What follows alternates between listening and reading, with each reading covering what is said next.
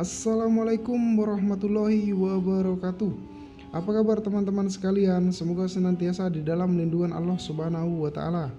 Kali ini saya akan membahas lanjutan alur cerita film Nabi Yusuf alaihissalam, episode kedua.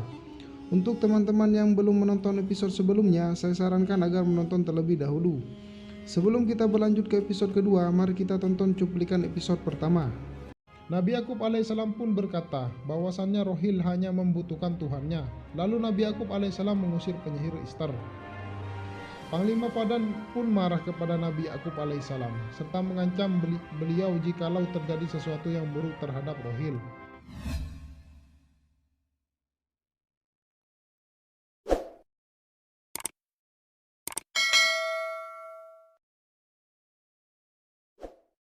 Kemudian Nabi Yakub alaihissalam bermunajat kepada Allah Subhanahu wa Ta'ala, berdoa untuk keselamatan Rohil dan anaknya yang akan dilahirkan.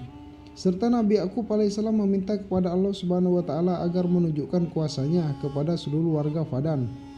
Tak berselang lama Rohil pun kembali sadar dan melahirkan anak pertamanya dengan selamat. Kembali lagi ke kuil Ashitar, terlihat penyihir Ishtar sedang melakukan ritual penyembahan kepada dewa Ashitar. Penyihir itu meminta kepada dewanya agar Nabi Yakub alaihissalam segera dihukum dan berharap Rohil dan anaknya tidak selamat.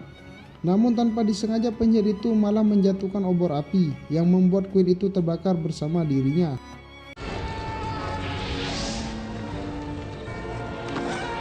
Nabi Yakub alaihissalam yang sudah 10 tahun lamanya menantikan buah hatinya dari Rohil akhirnya dikaruniai anak pertamanya. Kemudian beliau memberikan nama anaknya dengan nama Yusuf. Di malam itu juga turun hujan sangat lebat di Fadan, yang Nabi Yakub alaihissalam percayai adalah berkah dari kelahiran anaknya.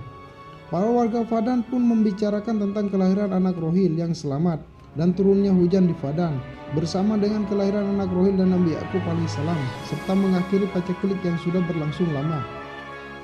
Warga yang tadinya mengatakan Rohil dan Nabi Yakub alaihissalam terkena kutukan, terkejut mengetahui Rohil dan bayinya sehat walafiat. Kemudian Panglima Fadan menyuruh para warga untuk menyembelih kambing dan unta sebagai rasa syukur kepada Tuhan Nabi Yakub alaihissalam serta berakhirnya paceklik di kota Fadan. Sementara itu para warga Fadan baru menyadari bahwa kuil Ashitar sedang kebakaran. Mereka pun berbondong-bondong ke kuil untuk memadamkan api itu. Panglima Fadan pun merasa aneh dengan apa yang terjadi, karena hujan yang begitu lebat saja tidak bisa memadamkan api di kuil Ashitar. Kebakaran itu mengakibatkan penyihir Ishtar mati terbakar di dalam kuil. Para warga mulai mempertanyakan bagaimana mungkin penyihir kuil bisa terbakar, dan kemana dewa Ashitar, kenapa tidak bisa memadamkan api di kuil. Mereka pun menyadari bahwa penyihir Ishtarlah yang terkena celaka karena berusaha melawan Tuhan Nabi Yakub alaihissalam. Setelah kejadian itu, Panglima Fadan pun memutuskan akan beriman kepada Tuhan Nabi Yakub alaihissalam. Begitu juga para warga yang lain yang sekarang juga mempercayai bahwa Allah Subhanahu wa Ta'ala adalah Tuhan yang sangat kuat. Mereka semua juga meninggalkan kuil tanpa memadamkan api terlebih dahulu. Para warga Fadan akhirnya kini beriman kepada Allah Subhanahu wa Ta'ala dan mengakui kenabian Nabi Yakub alaihissalam. ونشهد أن لا إله إلا الله أحد ونحن لهم طائعون ومتبعون 5 tahun pun berlalu, dan pada waktu itu pula rahmat Allah Subhanahu wa Ta'ala terus mengalir kepada penduduk Fadan. Nabi Yusuf alaihissalam yang kini sudah beranjak menjadi anak-anak diajak oleh Rohil dan Nabi Yakub alaihissalam untuk pergi ke padang gurun. Mulai terjadi kecemburuan pada salah satu istri Nabi Yakub alaihissalam yang lain, karena terlihat Nabi Yakub alaihissalam lebih mengistimewakan Rohil daripada istri yang lainnya. Tak berselang lama tiba-tiba datang seorang utusan dari Kan'an, daerah asal Nabi Yakub alaihissalam, membawa kabar bahwasannya Nabi Ishak alaihissalam, ayah Nabi Yakub alaihissalam, telah kembali kepada Yang Maha Kuasa. Hal itu membuat Nabi Yakub alaihissalam harus berhijrah ke Kan'an dan meninggalkan Fadan untuk menggantikan Nabi Ishak alaihissalam memimpin warga Kan'an. Sebelum Nabi Yakub alaihissalam pergi meninggalkan warga Fadan, beliau berkhutbah terlebih dahulu dan berkata kepada para warga Fadan, "Dulu kalian adalah penyembah berhala dan kini Allah Subhanahu wa Ta'ala memberikan hidayah kepada kalian, maka janganlah kalian sampai kembali pada kekufuran." Nabi Yakub alaihissalam dan seluruh keluarganya akhirnya berangkat ke Kan'an. Di tengah perjalanan, Nabi Yusuf alaihissalam bertanya kepada bibinya yang bernama Lia dengan mengatakan, kenapa bibi Bilah dan Silva tidak menyukai ibuku Rohil. Nabi Yusuf alaihissalam mendengar hal itu dari kakaknya yang bernama Yahuda.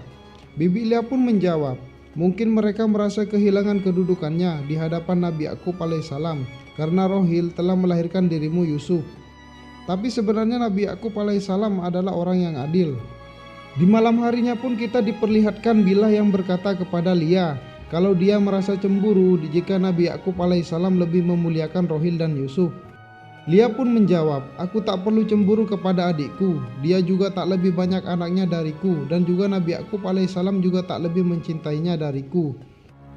Namun Bilah yang dibakar rasa cemburu tetap saja tidak menerimanya.